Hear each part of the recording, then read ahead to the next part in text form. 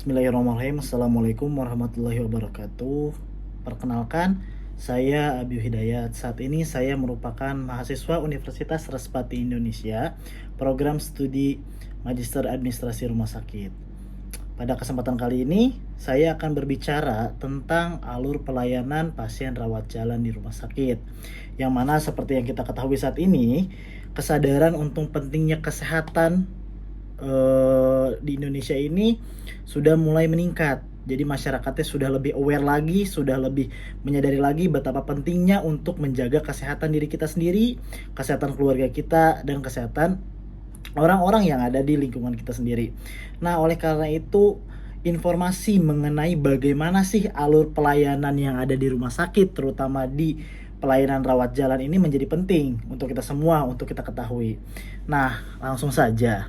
Jadi ketika kita atau ketika pasien-pasien yang ingin berobat ke rumah sakit, terutama lebih khususnya lagi ke pelayanan rawat jalan, ini biasanya akan daftar dulu.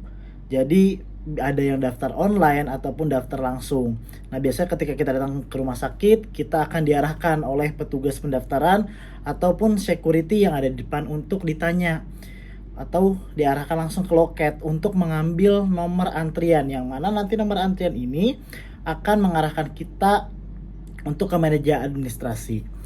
Nah, nantinya di meja administrasi inilah kita akan ditanya ingin ke mana arah tujuannya berobatnya.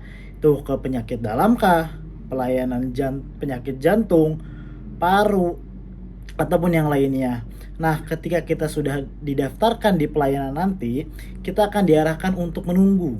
Jadi, untuk menunggu ini kita disediakan ruang tunggu terlebih dahulu untuk menunggu pelayanannya. Jadi, ketika kita menunggu, nantinya akan berdekatan ruang tunggunya dengan poli yang kita tuju tersebut. Nah, setelah itu, apabila sudah menunggu, nanti giliran kita dipanggil urutannya. Ketika kita masuk bertemu dengan dokter, nah pada tahap inilah kita akan dilakukan anamnesa oleh dokter. Dianamnesa mengenai penyakitnya, keluhannya, lalu pemeriksaan fisiknya juga, apa-apa aja yang akan dilakukan oleh dokter sesuai dengan keluhan kita yang datang ke rumah sakit untuk berobat tentunya. Nah, setelah itu juga di sesi inilah nantinya dokter akan mengedukasi atau menyampaikan kira-kira mengarah kemana untuk diagnosisnya, penyakitnya, apabila bisa langsung ditegakkan pada saat itu.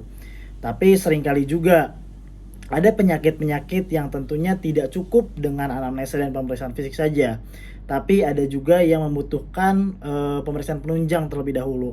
Nah, pemeriksaan penunjang ini bisa berupa laboratorium, pemeriksaan darah, lalu ada juga pemeriksaan ronsen atau X-ray, radiologi yang kita ketahui. Nah, dan pemeriksaan penunjang lainnya. Nah, nantinya pemeriksaan penunjang ini disesuaikan dengan kebutuhan dari pasien tersebut. Jadi nanti dokternya yang akan mengarahkan, ini diperlukan pemeriksaan penunjang lanjutnya apa, bisa dari lab, radiologi, ataupun pemeriksaan penunjang lainnya. Nah, ketika sudah ditentukan, nanti pasien yang akan diarahkan ke pelayanan pemeriksaan penunjang tersebut. Jadi apabila ke lab ya akan diarahkan ke lab, apabila ke radiologi nantinya akan diarahkan ke radiologi. Nah, setelah itu nantinya apabila hasil dari pemeriksaan radiologi sudah didapatkan, maka pasien tersebut akan kembali ke dokternya. Apa bisa dilakukan saat itu juga di hari yang sama, itu bisa datang kembali ataupun menunggu beberapa hari setelahnya. Nah, biasanya nanti akan dibacakan hasil pemeriksaannya atau laporan yang didapatkan dari hasil pemeriksaan tersebut oleh dokter untuk dilakukan penegakan diagnosis apabila sudah bisa ditegakkan diagnosisnya. Nah, apabila sudah ditegakkan diagnosisnya nanti dokter akan menyampaikan. Di sini akan disampaikan juga penyakitnya apa. Ini biasa akan dijelaskan langsung oleh dokternya. Lalu diberikan edukasi juga.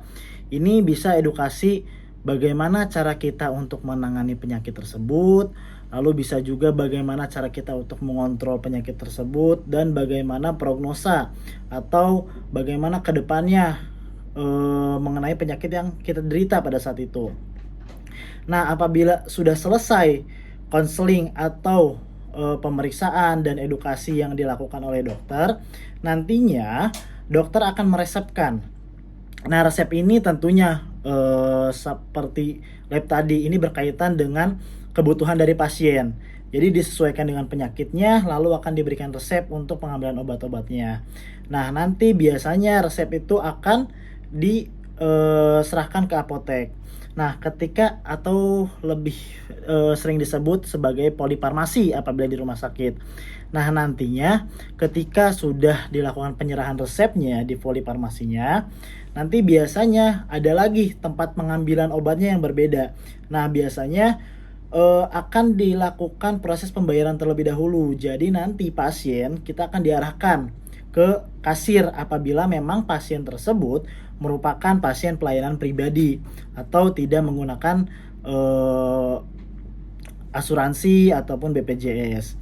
Nah, untuk pasien-pasien asuransi dan BPJS biasanya ini tidak perlu lagi untuk mendatangi kasir untuk melakukan pembayaran.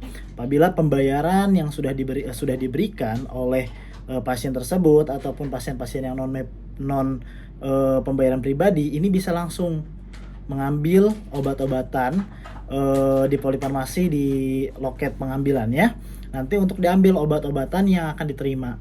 Nah, adapun nanti apabila memang pasien-pasiennya ini tidak bisa di tata laksana di rumah sakit tersebut, nanti dokternya tadi tidak langsung memberikan arahan ke farmasi, tapi akan dilakukan rujukan lebih lanjut. Nah, untuk rujukan lebih lanjut ini biasanya berkaitan dengan penyakit-penyakit yang memang di luar kompetensi dokter terkait ataupun memang fasilitas di rumah sakit tersebut yang sekiranya kurang mampu untuk menangani kondisi penyakit pasien tersebut.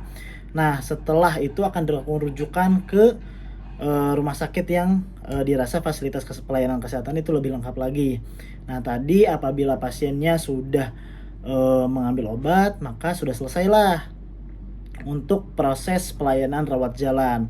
Nah, nantinya pasien ini mengikuti instruksi dari dokternya. Apakah diminta datang kembali untuk kontrol ataupun tidak. Biasanya apabila memang disarankan untuk kembali untuk kontrol, biasa kurang lebih sekitar 5 sampai dengan 7 hari. Ini tentunya berbeda-beda seiring dengan bagaimana penyakit yang dialami pasien. Memerlukan kontrol yang cepat ataupun tidak perlu kontrol ataupun ada kontrol yang 1 bulan sekali. Nah, mungkin itu saja informasi yang bisa saya sampaikan. Kurang lebihnya mohon maaf. Semoga informasi tadi ini bisa bermanfaat untuk kita semua, dan apa yang kita dapatkan ini bisa kita sampaikan ke keluarga kita, ke teman-teman dekat kita, kerabat kita, sehingga kita semua bisa menjadi lebih aware lagi, lebih memperhatikan lagi tentang pentingnya kesehatan untuk kita semua. Oke, sekian dari saya, kurang lebih mohon maaf. Assalamualaikum warahmatullahi wabarakatuh.